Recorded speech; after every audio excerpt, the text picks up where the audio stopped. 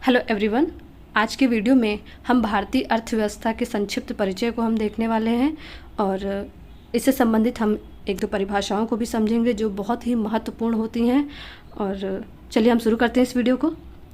अर्थशास्त्र क्या है? तो अर्थशास्त्र मनुष्य की आवश्यकताओं की पूर्ति से संबंधित उसके विभिन्न क्रियाकलापों का अध्ययन करता है। अर्थशास्त्र की विषय वस्तु मनुष्य की आर्थिक क्रियाएं हैं। आर्थिक क्रियाओं का धन या साधनों की प्राप्ति एवं प्रयोग से प्रत्यक्ष संबंध होता है। एडम स्मिथ ने इस विषय में एक परिभाषा दी हुई है अर्थशास्त्र के विषय में कि अर्थशास्त्र धन का विज्ञान है। एक अर्थशास्त्री परिभाषा पीगू जी ने दी है। पीगू कहते हैं अर्थशास्त्र ऐसा विज्ञान है जो भौतिक कल्याण के कारणों का अध्ययन करता है। ये दोनों डिफिनेशन बहुत ज़्यादा पूछी जाती हैं। वैसे जब हम इम्पॉर्टेंट पॉइंट को देखें यहाँ पर, तो अर्थव्यवस्था सामाजिक विज्ञान की एक शाखा मानी गई है, ना कि इसको अलग कहा गया है। इसको सामाजिक विज्ञान की एक शाखा के रूप में बताया गया है। इसके अंतर्गत उत्पादन, उपभोग, निवेश, विनिमय तथा वितरण का अध्ययन किया जाता है। इसकी उत्पत्ति ग्रीक भाषा के ओइकोनोमिया शब्द से हुई है, जिसका अर्थ है गृह प्रबंधन। तो यहाँ से क्वेश्चन पूछा जाता है कि अर्थशास्त्र की उत्पत्ति किस भाषा से हुई है और किस भाषा के किस शब्द से हुई है और इसका क्या अर्थ है। नेक्स्ट पॉइंट में हम देखते हैं भारत में अर्थशास्त्र नाम की एक पुस्तक भी है जिसका संबंध राजनीति से है।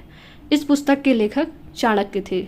यहाँ से भी क्वेश्चन पूछ लेता है कि अर्थशास्त्र के रचयिता कौन है और अर्थशास्त्र में किस विषय पर ये आधारित है, राजनीति से संबंधित है या फिर अर्थशास्त्र से संबंधित है। तो ये राजनीति से संबंधित है, ना कि अर्थशास्त्र से संबंधित है। इसके नाम पर जाने की ज़रूरत नहीं है। सन 1776 में स्कॉटलैंड के अर्थशास्त्री एडम स्मिथ की पुस्तक वेल्थ ऑफ नेशन प्रकाशित हुई। एडम स्मिथ की ये बहुत ही पॉपुलर पुस्तक है जिसका नाम है वेल्थ ऑफ नेशन। क्वेश्चन यहाँ से पूछता है वेल्थ ऑफ नेशन किसने लिखा है या फिर एडम स्मिथ की कौन सी पुस्तक है। तो ये सबसे पहली पुस्तक थी इनकी, wealth of nation. Adam Smith को अर्थशास्त्र का जनक माना जाता है। अर्थशास्त्र की अवधारणाओं और सिद्धांत का व्यवहारिक रूप से अर्थव्यवस्था कहलाता है। इसके अवधारणाओं और सिद्धांतों का व्यवहारिक रूप अर्थव्यवस्था कहलाता है। यह अपने आप में एक अधूरा शब्द है जब तक कि पूर्ण नहीं होता, जब तक कि इसके पहले किसी देश का नाम ना जोड़ दिया जाए। जैसे कि अगर हम सिर्फ अर्थव्यवस्था लिख दें तो उसका कोई अर्थ नहीं होता। हाँ, अगर हम उसके आगे अपना देश, जैसे भारत, हम लिख दें भारतीय अर्थव्यवस्था, तो इसका एक अर्थ निकल आया।